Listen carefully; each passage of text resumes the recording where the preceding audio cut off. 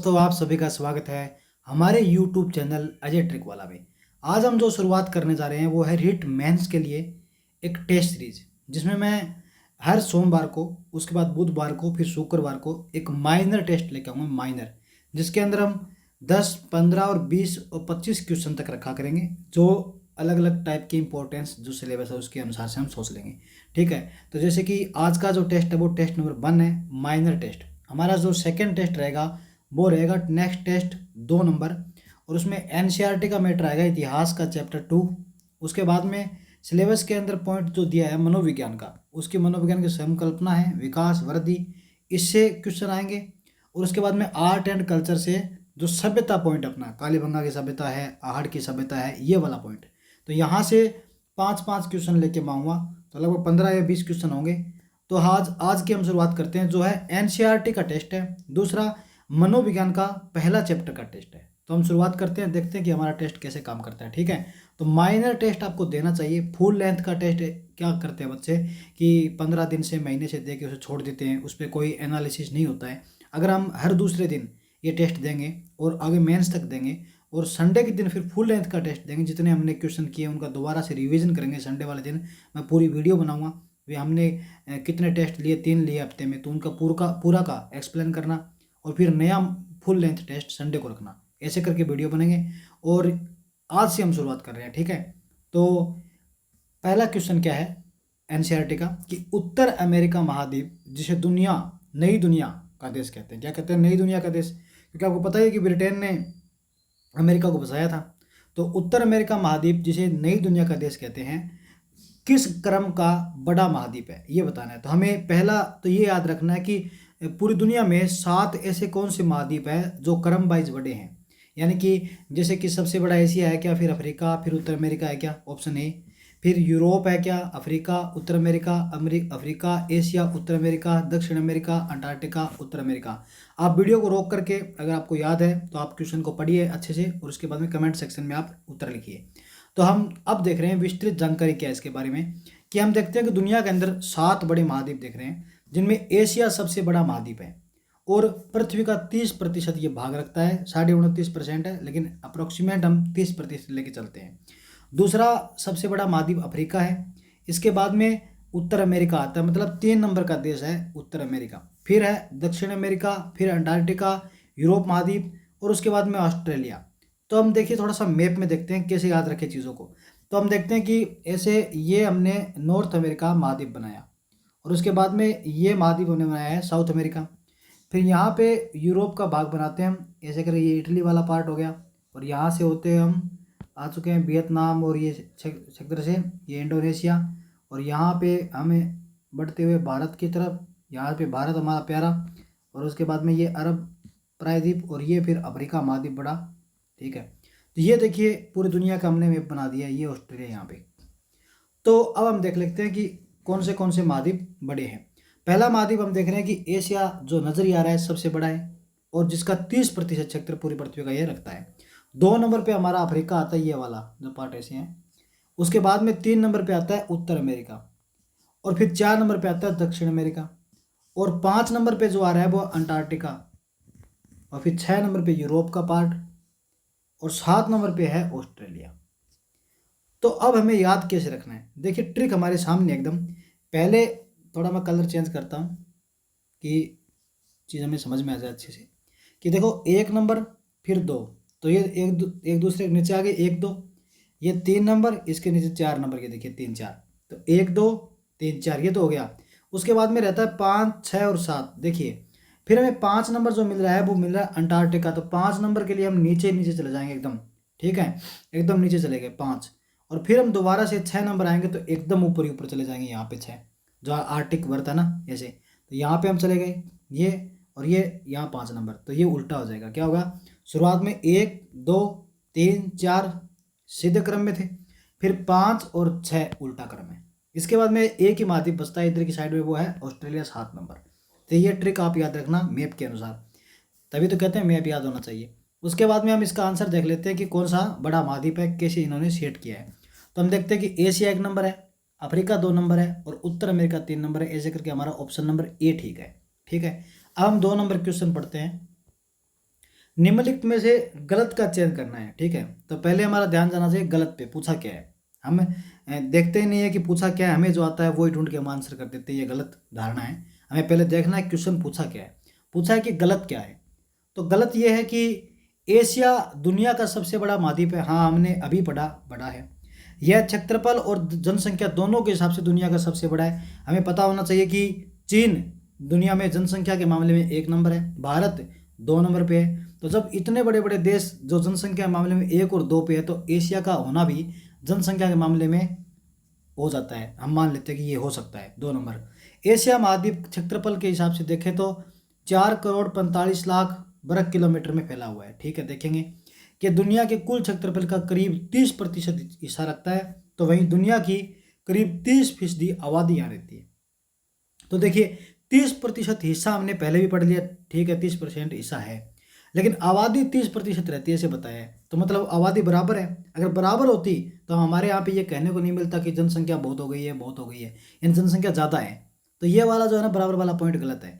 ये पॉइंट है दुनिया का करीब 60% है, यानी डबल हो रखा है यहाँ पे, तभी तो हम बोलेंगे ना जनसंख्या ज़्यादा हो गई है। तो ऐसे करके हम अजम्पशन भी लगा सकते हैं, है ना, अंदाज़ा लगा सकते हैं इसे। तो ये आंसर है इसमें। इसके बाद हम देखते हैं कि 3 नंबर क्वेश्चन। आपको क्वेश्चन पढ़ना है, फिर उसको रोकना होता है, ठीक है। तो हम क्वेश्चन कर रहे हैं 3 नंबर कि वर्तमान में भारत में कितने राज्य हैं, कितने राज्य और केंद्र शासित प्रदेश हैं। हमको पता है 2019 में जम्मू कश्मीर को भी राज्य के दर्जे से, लद्दाख को भी इनको यूटी बनाया, फिर दादरा नगर हवेली और दमन दीव को जोड़ करके एक बनाया। इस प्रकार से राज्यों के अंदर फेरबदल आया। फिर 2014 के अंदर जाते हैं तो वहाँ पे तेलंगाना भी एक राज्य बना था। तो ऐसे करके राज्यों में फेरबदल आया था। तो अभी कितने राज्य हैं? अभी देखिए, क्या 28 राज्य और 8 केंद्र शासित प्रदेश है, यूटी बोलते हैं ना, यूनियन टेरिटरी, जो कि डायरेक्ट केंद्र के अंडर में आते हैं, ठीक है। उसके बाद में भारत में 29 है, यहाँ पे 7 है, 41 है या 10 है। ये वाला मैंने क्यों डाला है, 41 तो राजस्थान में है ना, तो ये काट देंगे। कई बार ऐसा हमारे जो याद होता है वो हम कर देते हैं। भारत में 30 है और 9 है। तो हम व्याख्या देखते हैं कि भारत का जो है वो 28 राज्य और 8 केंद्र शासित प्रदेश है। तो हमें याद रखना है। आप कमेंट सेक्शन में बता सकते हो कि हमारे यहाँ पे 8 केंद्र शासित प्रदेश कौन से हैं, उनकी राजधानियाँ बता सको तो और भी अच्छी बात है। फिर हम क्वेश्चन नंबर 4 करते हैं कि भारत के उत्तर और पश्चिम में स्थित राजस्थान भारत का सबसे बड़ा राज्य है। तो मैंने पहला तो क्वेश्चन के अंदर ही उत्तर डाल दिया है कि भारत के उत्तर पश्चिम में राजस्थान जो है भारत का सबसे बड़ा राज्य है। नंबर 2 बात। अब ऑप्शन शुरुआत करते हैं हम कि क्वेश्चन क्या पूछा है, ध्यान दें। राजस्थान भारत के 10.41% भाग में फैला है। नंबर 2, अक्षांशीय विस्तार 23 डिग्री 3 मिनट से 30 डिग्री 12 मिनट तक है। उसके बाद में देशांतर का विस्तार देखें हम, ऐसे वाला, तो ये जो विस्तार है वो 69 डिग्री 30 से लेकर के 78 डिग्री 17 तक है, या फिर सभी सत्य। तो ये सभी सत्य है, क्योंकि राजस्थान का कुल क्षेत्रफल 3,42,239 वर्ग किलोमीटर में है। आप मेरे को बताएंगे कि राजस्थान का जो क्षेत्रफल है वो मील में कितना है। उसके बाद में उत्तर से दक्षिण देखें तो राजस्थान का उत्तर से दक्षिण 826 है, और पूर्व से पश्चिम देखें तो 869 है। यानी कि राजस्थान की चौड़ाई ज़्यादा है, ऐसे ज़्यादा चौड़ाई है। लेकिन ऐसे करके क्या है, ये वाला मीटर जो है ऐसे करते हैं हम, जो ये कम है, बल्कि ये वाला जो मीटर हम ऐसे करेंगे ना, तो मतलब क्या है कि ये ऐसे ज़्यादा है और ऐसे कम है ना, ये वाला कम है, ये ज़्यादा है, याद रखना आपको। तो ये भाग फैला हुआ है, फैला हुआ है ना, क्या हुआ है, फैला हुआ है। क्यों फैला हुआ है, मरुस्थल फैल गया है, ऐसे याद रखिए। तो ये वाला क्षेत्र ज़्यादा है। ये क्वेश्चन जो अपने हैं फर्स्ट ग्रेड के संस्कृत विभाग वाले में पूछा था, ठीक है, तो आपको याद रखना है। उसके बाद निम्नलिखित बिंदुओं पर ध्यान दें, 5 नंबर क्वेश्चन है कि इसका आप आंसर दीजिए रोक करके। निम्नलिखित बिंदुओं पर ध्यान दीजिए, और पूछा कि असत्य कथन पर ध्यान दीजिए, ये पूछा है। तो हमें असत्य कथन पर ध्यान देना है। तो हम असत्य देखते हैं कौन सा है। सबसे बड़ा जिला जैसलमेर है, हमने सुना है, और 38,401 है, देखेंगे। सबसे छोटा जिला धौलपुर है, 3,038 वर्ग किलोमीटर में है। जैसलमेर जिला धौलपुर जिले से 12.66 गुना बड़ा है। तो हमें पूछा कि असत्य कौन सा है। तो हमें नजर आता है कि जब सबसे बड़ा जिला पूछते हैं तो 38,401 वर्ग किलोमीटर जैसलमेर है। दूसरा 3,038 किलोमीटर धौलपुर है, और दोनों के अंदर जब डिफरेंस देखते हैं, जैसलमेर जो है वो धौलपुर से कितना बड़ा है, 12.66 गुना क्या है, बड़ा है, ऐसे। तो बड़ा है, तो ठीक है, मान लेते हैं कि तीनों एक जैसे नजर आते हैं कि इतना बड़ा है। तो हमारे सामने एक और चीज़ है, देखिए ये 3000 और ये 38। तो जब हम 3 को गुना करते हैं, देखिए 3 को 10 से तो 30,000, 11 से तो 33,000 और 12 से तो 36,000, लगभग चला गया ना 12.66 की तरफ। यानी हम ऑप्शन से भी ये देख सकते थे कि ये ओके हो रहा है, और यहाँ पे कोई नहीं, यानी असत्य नहीं है, कोई भी असत्य नहीं है, सब के सब सत्य है ना। तो ये देखिए सबसे पूर्वी जिला धौलपुर है, सूर्योदय भी पहले आता है, सूर्यास्त भी पहले होता है ना, पहले सूर्य उगेगा तो जाएगा तो पहले। जैसलमेर जो सबसे पश्चिमी है, और सूर्योदय भी सबसे बाद और सूर्यास्त भी सबसे अंत में, ठीक है। इसके बाद में 6 नंबर क्वेश्चन क्या है, राजस्थान का आकार पूछा है हमसे। तो राजस्थान का जो आकार है वो ये देखिए ऐसा है ना, ऐसे करके ये वाला आकार है। तो अब देखिए आप, विषम कोणीय है, हाँ विषम कोण बन रहा है ये।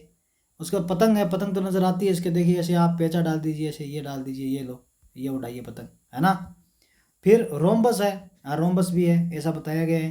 तो आप मेरे को ये बताइए कि रोम्बस किसने कहा है, राजस्थान को रोम्बस कहने वाले कौन है ना। TH हैंडले है क्या, आप मेरे को बताएंगे कि TH हैंडले है क्या, किसने कहा है रोम्बस, या पतंगाकार का है TH हैंडले नहीं है, बताएंगे आप मेरे को। तो देखिए अभी राजस्थान में 41 जिले और 7 संभाग है। तो ये आप कंफर्म कीजिए कि 7 संभाग है क्या, जैसे नया बना था सीकर, पाली, बांसवाड़ा, या अब भी वो है, मतलब 10 है या 7 है, आप कंफर्म करोगे क्या, या मैं बता दूं आंसर आपको। तो आपको पता लग जाएगा, जो मैंने ऊपर बता भी रखा है क्वेश्चन में कितने संभाग है, लेकिन फिर भी आप अगर चेक करोगे, थोड़ा थोड़ा खुद से मेहनत करो तो अच्छी बात है। आपको कहोगे भी हमसे ही क्वेश्चन पूछ लिया, तो पूछना जरूरी हो जाता है ना। फिर हम देखते हैं मनोविज्ञान के कुछ क्वेश्चन। तो आज थोड़ा मैंने स्टार्टिंग किया है, तो थोड़ा सा कुछ कमियां हो तो आप मेरे को सुझाव दीजिए, इसमें कौन से और क्वेश्चन हमें डालने चाहिए। और ये लेवल फर्स्ट और 2 दोनों में काम आ जाएंगे, क्योंकि सामाजिक का मैंने ज़्यादा लेवल नहीं लिया है ना, क्योंकि दोनों 5 L1 में आते हैं विषय, तो उसमें कुछ तो इसका पार्ट भी रहता ही है। तो मनोविज्ञान देखते हैं। तो मनोविज्ञान शिक्षक को अनेक अवधारणाएं जो हमारे बनती है और सिद्धांत प्रदान करके उसमें योग देता है, उन्नति में योग देता है, किसमें, उन्नति में योग देता है शिक्षा के अंदर शिक्षक को। तो निम्नलिखित में से कथन किसका है कि शिक्षक की अवधारणाएं सिद्धांत जब मनोविज्ञान से शिक्षक लेके आता है तो उसके उन्नति में योगदान आता है। तो ये किसका है, ये कुप्पू स्वामी का है। किसका है, कुप्पू स्वामी, आपको याद रखना है, बहुत इंपॉर्टेंट नाम है कुप्पू स्वामी। कुप्पू स्वामी ने कहा था कि भी शिक्षक जो होता है ना, उसको उन्नति में, उसके विचारों में, उसकी अवधारणाओं में मनोविज्ञान का महत्वपूर्ण रोल है। मनोविज्ञान की निम्न शाखाओं में से अनुप्रयुक्त मनोविज्ञान कौन सा है, जो अनुप्रयुक्त अप्लाइड है, तो वो कौन सा है, शिक्षा का मनोविज्ञान है। क्योंकि और तो कोई हमारा वैसा भी नहीं, हम तैयारी कर रहे हैं शिक्षक की, तो यहाँ पे सेठ भी वैसे शिक्षा का मनोविज्ञान बैठेगा, है ना।